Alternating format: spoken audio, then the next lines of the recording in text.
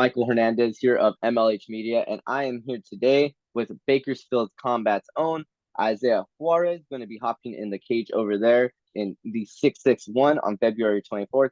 Isaiah, how's it going today, my man? Doing great. It's beautiful out here in Vegas right now. It's like skies out, like 70 degrees. Can't complain.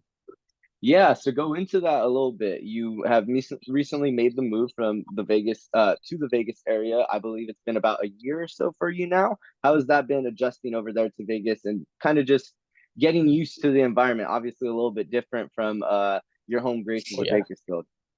I honestly, it's actually been since September. It hasn't even been a year yet, so it's been a Oh, bit wow. less. Yeah, I have a few months ago. It's nice. I would say I'm very thankful for like the gym I'm at and the facility and everything. Everybody over there is super helpful, super dope people. The transition from moving, I just picked up my stuff and I left. Like my family didn't really know. I got my mattress, my training clothes, and clothes to work, and I was like, all right, I'm just gonna slide out. And I just left. I like 300 or 400 bucks, and I was like, okay, I'll go figure it out over there. And I just moved over here. It was pretty cool. The finding jobs pretty easy with bartend because I'm a bartender. So with being able to bartend and everything like that, instant, and then getting focused with the transition to the gym and all that. Super intimidating gym, but it's good. Would you say that's a bit of a challenge sometimes being in that bartending life and being in that MMA field? I know that's a field that a lot of MMA fighters often go into, either security, doing bartending of some sort. But I feel like it's almost a night and day kind of thing because you got to be super disciplined to be an MMA fighter, or at least that's what a lot of people make it off to be. And obviously that's where the champions are. They're very disciplined, but then you also to be out there late nights and be doing all that. Yeah. It's a little bit it can be a little bit tempting out there. So is it a little bit difficult to try and balance both of those? Oh, dude, I would say so. Living in Bakersfield was probably a little bit more harsh for me in that aspect than it was living here in Vegas. You think it'd be the opposite. I would say when I'm in Bakersfield, it's like John Jones coming to Vegas. Like it's me like, all right, I know everybody here. I get into there, I'm gonna go there, I'm gonna just that. Or with the nightlife working over there, it was like, oh, you can have a couple drinks on the job. So, you have a couple drinks on the job, but you should be training. So it's like it is difficult, but you also have to have that self discipline. Like, and the restaurant that I was working at before, and the nightclub when I was working at Casa Tequila, I would get people like, "Oh, take a shot with me, drink this, that," and it's kind of just like if you really, really want it, you'll be like, no, I don't drink," or like you just will put like water. Like you fill up a bottle with some water, and then you pour a little shot of that, and you take a shot of water, and they're like, "Oh, okay, whatever." Or like here, it's like there's so much to do here, and there's so much trouble to get into. But if you're not disciplined, then it's like you can go south really, really quick. And over here, it's like you have beautiful girls, you have constant tourists, you got people who always want to party and this and that. But moving here, the only people that I really did have were like one of my homies, and then the people I train with. So it's like the people that I was with and training with, it's like I'm more with these people. So when I go to work or if I'm bartending, when I was bartending or when I'm bartending, I will just go ahead and be like, oh no, I'm gonna go to bed. It's 3 a.m. I shouldn't be up anyways. I'm training tomorrow at like 9 or 10. So I have to immediately go to sleep. If not, then that's when you drink. You end up waking up at like 6 with a terrible hangover. You're like, I don't want to go to training. So yeah, it just depends on how bad you really want it, honestly. Because you could have fun here. It's Vegas, bro. Like you wake up with your pants to your ankles in the corner or something. Like you could if you want to. It just depends. Yeah, it definitely is one of those cities like how you said. I think you gave a perfect example. You could either go on a really, really high trajectory or you can go really, really dark and really, really bad, really, really fast. But I Yeah. loved what you were also touching on that you kind of have a support group, a couple of guys that are helping to keep you grounded. And that's kind of what you need when you come to a new city is a group of friends or a group of training partners. Did you want to go into that? Maybe go into a little bit of your training process over there at Xtreme Couture and kind of just how it's been getting to work in a room full of guys that have seen the professional level and seen the highest levels of the sport that you're trying to also get to that level as well. Oh, extremely intimidating. That's what it is. Extreme couture, it's intimidating. But it's intimidating because you walk in and you're like, you know, you're such a small fish in this fucking big pond, all these big fish, and you're just like, damn, I see you on TV. Oh shit, I see you. Oh shit, I moved right before Strickland went to go fight Adesanya. So I seen the day I walked into that gym, the day after I moved here, I walk into the gym, I was signing up, doing my price smoke, I go leave the gym real quick. I see Strickland over there doing his thing, getting ready to go, and I was like, oh shit, like this is crazy. It's cool to see there, like sit there and see these men and see these people who are at this level, you know. And then you have Coach Eric, you got Coach Dennis, and then some of the pros will come and help us with like AMI classes, and some of the pros like Justin James helps us with wrestling, and I go to his class for wrestling, top tier wrestling. You're with these guys who have seen the UFC, these guys who are in the UFC, so you get like a lot of that. How do I say it? So you get a lot more drive when you sit here and you live with all these people pretty much, because you get close, you're seeing them every day. It switches your brain to where it's like you want to go to training more. You want to go and sit there. You don't even think about like the strip is right here. Like you don't even think about going to the strip. You're just like what I want to see like myself progress. I want to be on your level. Like, bro, I'm here and you're here. Like, how can I get there to where you're at? And one of my partners, and he's going to be cornering me this fight. His name's Arthur French Flamingo. He is a pro now. He's the one who got me here to Couture. He's like, hey, bro, you need to come out here. You need to come out here. For about a year or so, year and a half, he's been telling me, bro, you need to come out here. You need to come out here.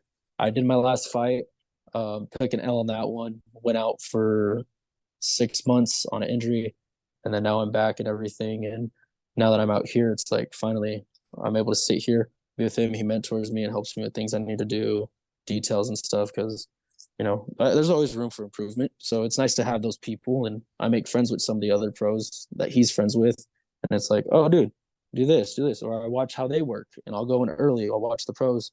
I'm like, okay, you're doing this, okay, and then you learn. Like you just want to learn more, really. What did you think of Sean Strickland's last fight and Chris Curtis as well? Another one of your teammates over there, Xtreme Couture, Oh got to yeah. go hop in over there at UFC 297. Sean Strickland's fight very, very close, as well as Chris Curtis's fight ended up Fuck, edging that one out. bro. How was that to kind of get to watch your teammates on the big screen? I know last time it was your first time getting to see Sean and prepare for that Adesanya camp. Now you camp, full on camp. You were there a lot of the time getting to see him work. Just take us through that whole event, man. Like it's cool. It's honestly it's badass to sit there and be like, okay, I see him, and I'm looking, but then at the same time, you don't want to be like one of those like you don't want to be a fangirl and be like, oh my god, like go fucking suck at his nuts or whatever. You just want to like kind of peek and be like, oh, like that's badass. I see you guys working and stuff, because you go to the back, you go weigh yourself or go get some water and stuff. See Chris Curtis over there doing pads on Friday. Yeah, last Friday. Bro just fought right before, and now he's already back in the gym getting at it. And it's like it's really cool. And it was nice to see him take that win.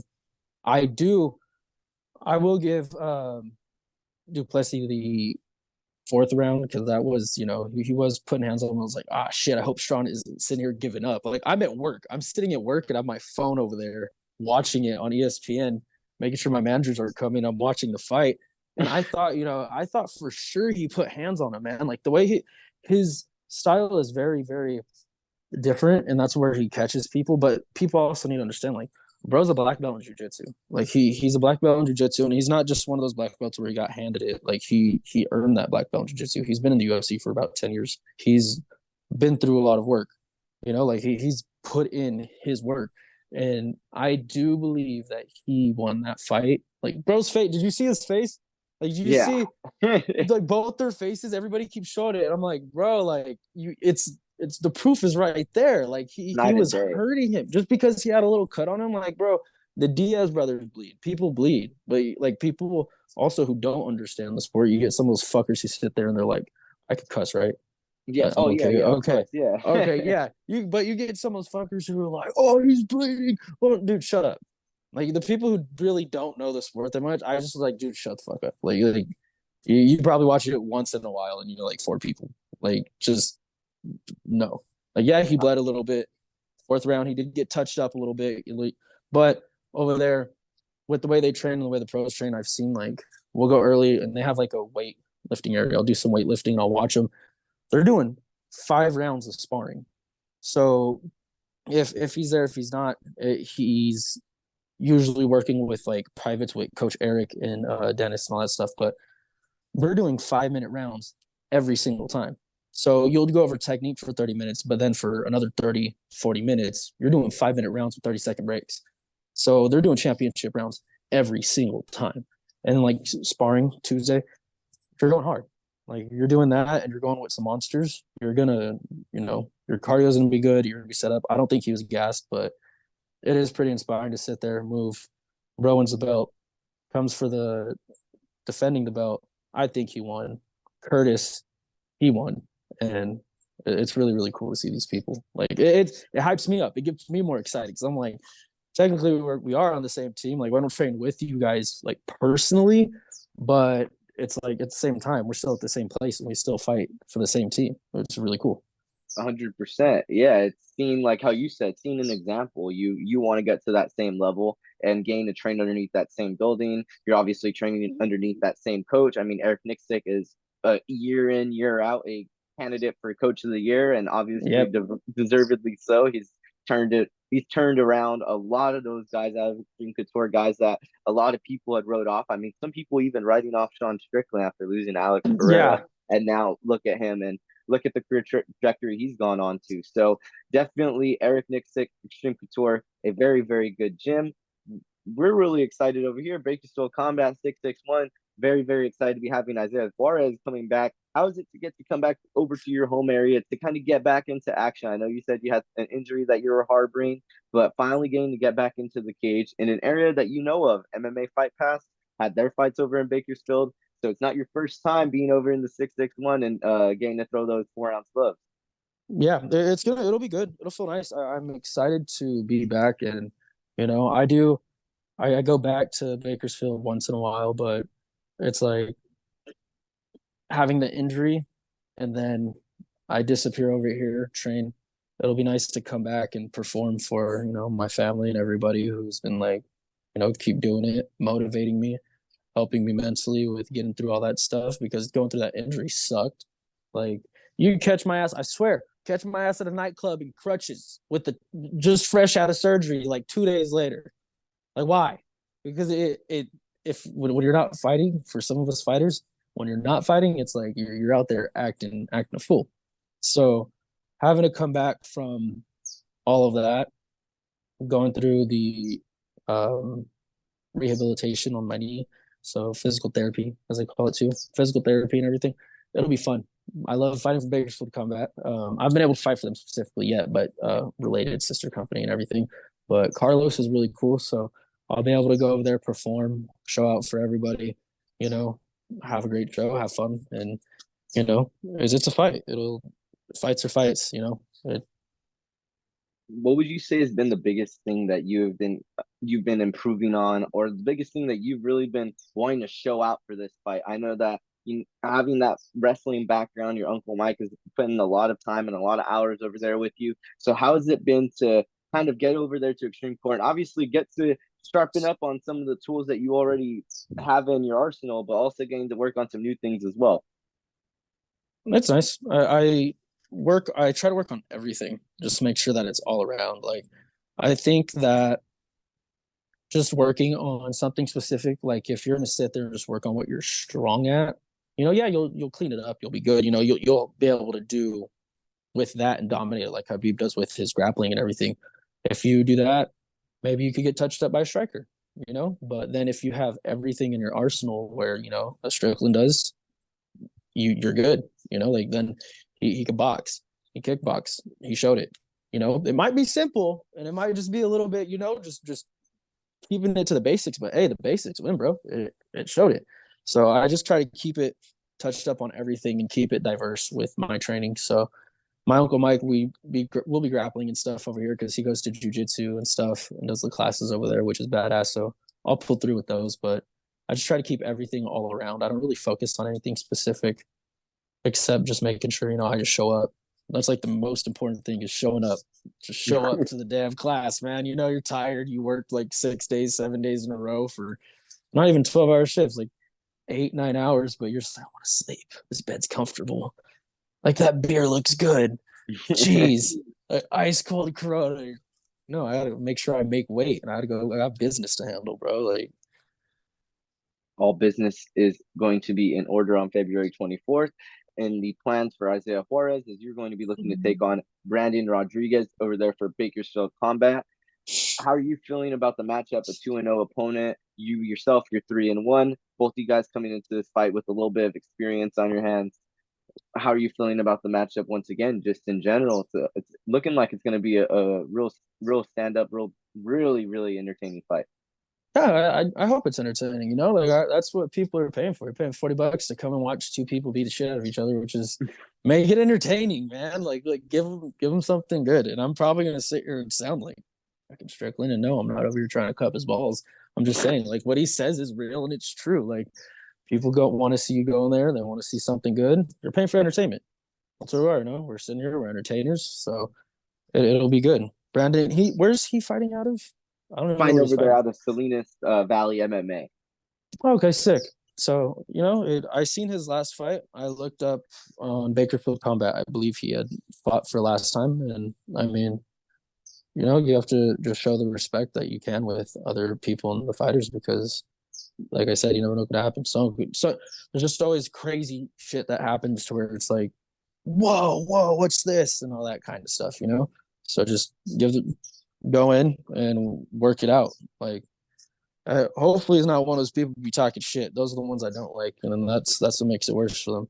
Because people who talk shit, because I try to stay mellow and just be like, okay, talk shit. All right, cool. We shall Fine. see on February 24th. Yeah, Really we'll see looking, how it goes. really looking forward to this one. Any last words or anybody that you wanted to thank in particular for this fight? Obviously, you've been doing a lot of work, had a long road back to getting into the cage. Anybody that you want to thank in particular? Oh, for sure. I do want to thank my boy Arthur for getting me, you know, out here extreme. My uncle Mike for getting me out here. Finally convinced me to move. Um, my last job for firing me because I was like, fuck it, I don't got shit here, so I'm just gonna drive out to Vegas. Like I got fired, so might as well leave. Like I got shit here. I mean, I do love my family, and I hope all of them are doing well. And I'm excited for everybody to go see. But you know, let's make it happen. This is gonna be a fun fight. It'll be exciting.